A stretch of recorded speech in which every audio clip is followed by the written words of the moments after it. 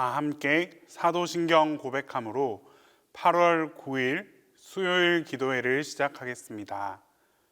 나는 전능하신 아버지 하나님, 천지의 창조주를 믿습니다.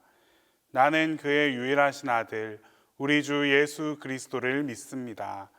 그는 성령으로 잉태되어 동정녀 마리아에게서 나시고 본디오 빌라도에게 고난을 받아 십자가에 못 박혀 죽으시고 장사된 지 사흘 만에 죽은 자 가운데서 다시 살아나셨으며 하늘에 오르시어 전능하신 아버지 하나님 우편에 앉아 계시다가 거기로부터 살아있는 자와 죽은 자를 심판하러 오십니다. 나는 성령을 믿으며 거룩한 공교회와 성도의 교제와 죄를 용서받는 것과 몸의 부활과 영생을 믿습니다.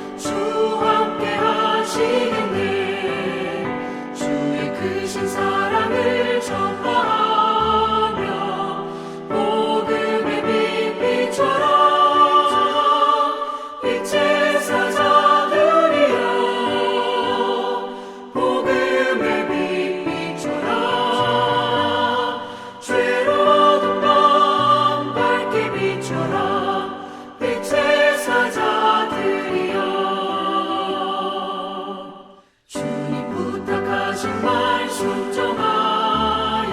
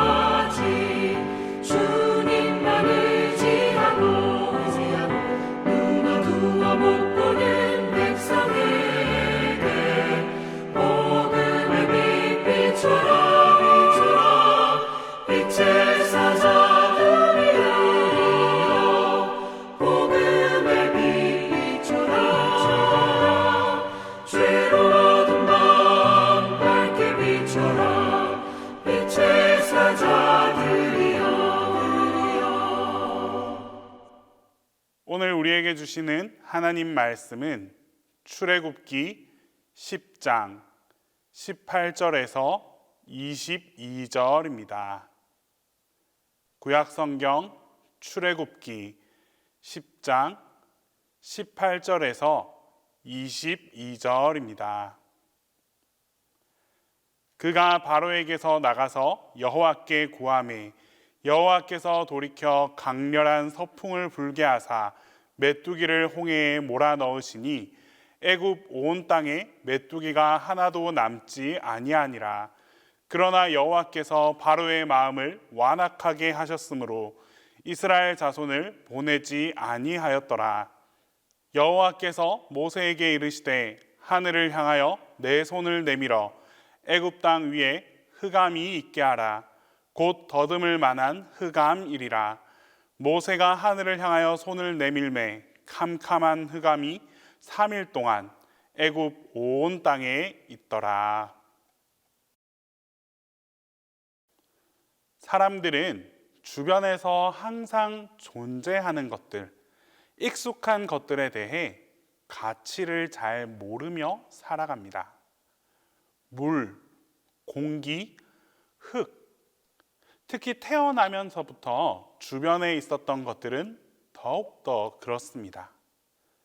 그렇지만 역설적이게도 그런 것일수록 그것이 없어지면 더 힘들고 고통스러워집니다. 우리의 생명과 삶에 필수적인 것일 때가 많기 때문입니다. 하나님께서 인간의 생명 유지에 절실하게 필요한 것들을 가까이 만들어 두신 이유는 그것이 귀하지 않아서가 아닙니다. 너무나 중요한 것이기 때문에 그것이 없으면 곧바로 생명을 유지하는 데 문제가 생기기 때문입니다. 사실 지금 이 순간에도 많은 사람들이 양식이 없어서 목숨을 잃고 있고 깨끗한 물을 구할 수가 없어 오염된 물을 마셨다가 목숨을 잃는 사람들도 있습니다. 우리는 가볍게 여기고 또 편안하게 누리고 있는 것들이었지만 이런 것들이 누구에게나 허락된 것은 아닙니다. 이것으로 인해 심각한 문제를 겪는 사람들도 얼마든지 있다는 것을 잊지 말아야 합니다. 우리 생명에 필수적인 것들이지만 그럼에도 불구하고 단 한 가지만큼은 누구나 차별 없이 얻을 수 있는 것이 있습니다. 그것은 바로 빛입니다. 이 빛은 여러 가지 역할을 하는데 먼저 우리가 어떠한 사물을 바라볼 수 있도록 해줍니다. 우리가 어떤 것을 본다고 할 때 실제로 우리가 보는 것은 그 대상, 그 물건 그 자체가 아닙니다. 물건이 반사하는 빛을 보고 있는 것입니다. 때문에 빛이 없다면 아무리 시력이 좋은 사람이라고 해도 어떤 것도 볼 수 없습니다. 이처럼 보게 해주는 역할만 하는 것과 더불어 또 한 가지 빛의 중요한 역할이 있습니다. 바로 열기를 전해준다라는 것입니다. 사막에서 햇빛 속에 있으면 탈 것처럼 더워도 햇빛이 없는 그늘로 들어서면 시원한 이유가 바로 여기에 있습니다.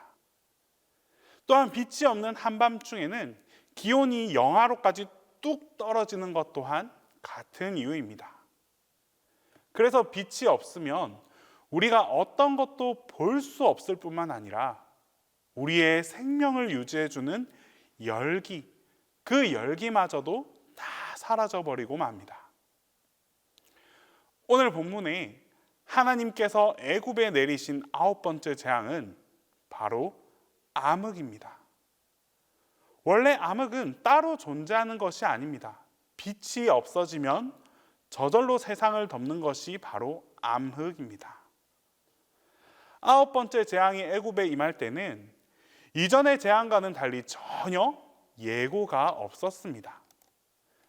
그냥 하나님께서 모세에게 하늘을 향해서 손을 들어 애굽 전역에 흑암이 있게 하라라고 하셨습니다. 그래서 바로나 애굽의 입장에서 보면 9번째 재앙은 전혀 예상할 수 없었던 재앙이었습니다. 우리는 여기서 하나님의 진노를 읽을 수 있습니다. 이전에 앞서 있었던 그 8번째 재앙을 대하는 바로 왕의 이 태도가 하나님께 얼마나 악하고 불쾌하게 여겨졌는지를 보여주는 재앙입니다. 하나님은 분명히 오래 참으시는 분이십니다. 우리가 생각하는 것보다 훨씬 더 오래 참고 또 오래 기다리십니다. 그렇지만 그 참으심과 기다리심은 무한정 이어지지는 않습니다. 어느 선을 넘어서면, 그 도를 넘어가면 곧바로 그동안 밀어넣었던 것을 실행에 옮기십니다. 좋은 일을 위한 요구이든 아니면 악한 일로 인한 징벌이든 항상 하나님은 그렇게 하셨습니다. 중요한 것은 하나님께서 그 시점을 어떻게 정하시는지에 대해서는 아무도 알 수 없다라는 사실입니다. 그래서 우리는 하나님이 오래 참으시는 분이시라는 사실만 믿고서 마냥 오래 참게 하고 또 오래 기다리게 해서는 안 됩니다. 그러다가 넘어야 할 선을 넘어버리면 그때는 정말 돌이킬 수 없는 일이 일어날 수밖에 없습니다.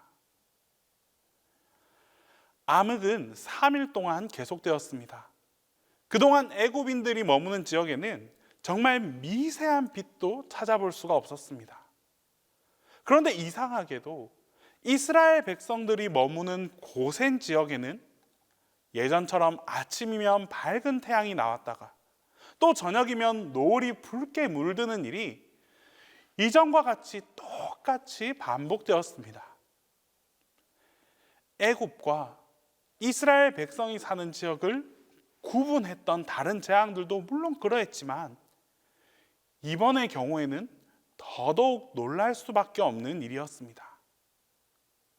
이런 일이 가능하려면 마치 물과 기름이 탁 갈리듯이 빛과 어둠이 정확하게 갈려야 합니다. 빛이 비치는 쪽에서는 어둠이 있는 쪽을 볼 수 없어야 하고 또 어두운 쪽에 있을 때에는 빛이 있는 쪽이 전혀 보이지 않아야 합니다. 또한 이 빛이 머금고 있는 그 열기조차 느끼지 못해야 합니다. 이러한 일들을 빛이 가지고 있는 원래의 특징대로 한다면 한마디로 얘기해서 절대로 일어날 수 없는 일입니다. 빛은 성경에서 하나님을 상징하는 아주 대표적인 피조물입니다. 그래서 사실 이 9번째 재앙은 징벌 이상의 의미가 있습니다. 애굽에 빛이 전혀 없다는 것은 곧 하나님께서 완전히 떠나셨다라는 뜻이고, 그래서 그게 생명이든 진리든 양심이든 간에 하나님께서 당연히 주셔야 할 그 일반적인 은혜들도 모두 거두어 드리겠다라는 하나님의 의사표시로 볼 수 있습니다. 마지막 10번째 재앙이 장자를 죽이는 것이었던 것은 하나님이 완전히 버리실 때 그곳에서 어떤 일들이 일어나게 되는지를 보여주기 위한 것이라고 할 수 있습니다. 빛이신 하나님께서 완전히 버리시면 그곳에는 더 이상 어떠한 생명도 존재할 수 없습니다.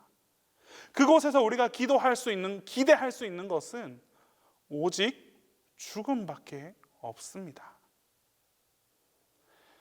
성도 여러분, 빛 되신 하나님이 함께 계실 때 그곳에는 밝음도 있고 따뜻함도 있으며 생명도 있습니다.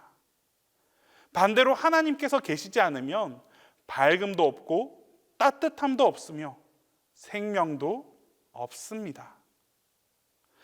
우리가 사는 이 세상이 살기 힘든 세상이라고 느껴지고 또 그렇게 우리가 넋두리를 하지만 그래도 여전히 이 세상에는 밝음과 따뜻함이 있다는 것, 아직 하나님께서 이 세상을 버리거나 떠나지 않으셨음을 알게 해주는 것입니다. 이제 우리는 이러한 자연의 이치를 통해 하나님의 섭리를 발견하고 또 그것을 통해 주시는 하나님의 말씀에 순종할 수 있어야 합니다. 항상 우리를 향하신 하나님의 선하신 뜻에 순종함으로써 하나님께서 주시는 그 밝고 따뜻한 빛으로 우리의 삶과 교회 그리고 우리가 살아가는 이 모든 삶의 자리를 환하게 밝히 비출 수 있기를 바랍니다. 하나님의 말씀을 따라 순종하며 살아가는 여러분들에게 반드시 하나님의 빛으로 여러분의 자리를 환하게 밝혀주실 것입니다. 기도하겠습니다. 이 시간 첫 번째로 기도할 때에 자연 만물의 이치를 통해서 하나님의 뜻을 헤아릴 수 있게 해달라고 기도하겠습니다. 두 번째로 하나님의 빛을 밝힐 수 있는 삶을 살아가게 해달라고 기도하겠습니다. 세 번째로 청년부가 수련회를 떠납니다. 이 청년부 수련회를 통하여 청년들의 견문이 넓어지고 또 그들의 시야가 확장될 수 있는 아주 의미 있는 수련회가 되게 해달라고 우리 이 시간 이 세 가지 제목으로 함께 기도하겠습니다. 세상을 창조하시고 통치하시는 하나님 아버지, 오늘도 주님께서 지으신 이 땅 가운데 평안을 누리며 살아갈 수 있게 해주심에 감사를 드립니다. 하나님께서는 가장 좋은 것으로 천지 만물을 창조해 주셨고 그곳에서 우리를 살아가게 해주셨습니다. 하지만 우리는 주님께서 지으신 창조 질서를 어지럽히고 파괴하는 삶을 살아왔습니다. 이로 인해 많은 고통과 어려움이 다시 우리에게 돌아오는 현실을 마주하고 있습니다. 이제 우리가 주님의 창조물을 통하여 하나님의 뜻을 분별하게 하시고 헤아릴 수 있는 지혜를 허락하여 주시옵소서. 우리가 겪는 고통과 어려움을 통하여 하나님의 섭리를 깨닫게 하시고 그 뜻에 따라 순종하며 살아가는 우리 모두가 되게 하여 주시옵소서. 주님, 우리 모두가 하나님의 빛을 비추며 살아갈 수 있기를 간절히 소망합니다. 우리로 하여금 주님의 빛을 밝히는 도구가 되게 하여 주시옵소서. 절망과 어둠으로 가득한 곳에 한 줄기의 빛이 되게 하시고 그 빛을 통하여 어둠을 이겨내고 승리하는 놀라운 역사를 경험하게 하여 주시옵소서. 빛이 되기 위해 하나님과 더욱 가까이 살아가는 우리 모두가 되기를 소망합니다. 그리하여 하나님의 도우심과 하나님의 능력을 증거하며 살아가는 삶을 살게 하여 주시옵소서. 주님, 이번 주간에는 청년부가 서울로 비전 트립을 떠납니다. 이동하는 과정과 모든 일정 가운데 주님께서 함께 해주셔서 안전에 안전을 지켜 주시옵소서. 특별히 수련회를 통하여 많은 교회를 방문할 것입니다. 그곳에서 들려지는 하나님의 음성을 듣게 하여 주시고 이를 통해 청년들의 견문이 넓어지고 시야가 확장되는 소중한 시간들을 갖게 하여 주시옵소서. 하나님을 사랑하여 하나님을 쫓아 살아가기를 원하는 동신교회 청년들에게 하나님께서 부어주시는 큰 은혜와 축복을 경험할 수 있는 시간들이 되게 하여 주시옵소서. 담임 목사님을 위해 기도합니다. 언제나 동신교회 성도들을 위하여 애쓰시고 노력하시는 목사님에게 능력과 지혜를 더하여 주옵소서. 영육 간의 강건함을 지켜주시고 또 교회를 향한 목사님의 기도에 응답이 있게 하셔서 복된 사역과 복된 목회를 이어갈 수 있도록 함께 하여 주시옵소서. 이제 주님께서 가르쳐 주신 기도를 다 함께 하겠습니다. 하늘에 계신 우리 아버지, 아버지의 이름을 거룩하게 하시며 아버지의 나라가 오게 하시며 아버지의 뜻이 하늘에서와 같이 땅에서도 이루어지게 하소서. 오늘 우리에게 일용할 양식을 주시고 우리가 우리에게 잘못한 사람을 용서하여 준 것 같이 우리 죄를 용서하여 주시고 우리를 시험에 빠지지 않게 하시고 악에서 구하소서. 나라와 권능과 영광이 영원히 아버지의 것입니다.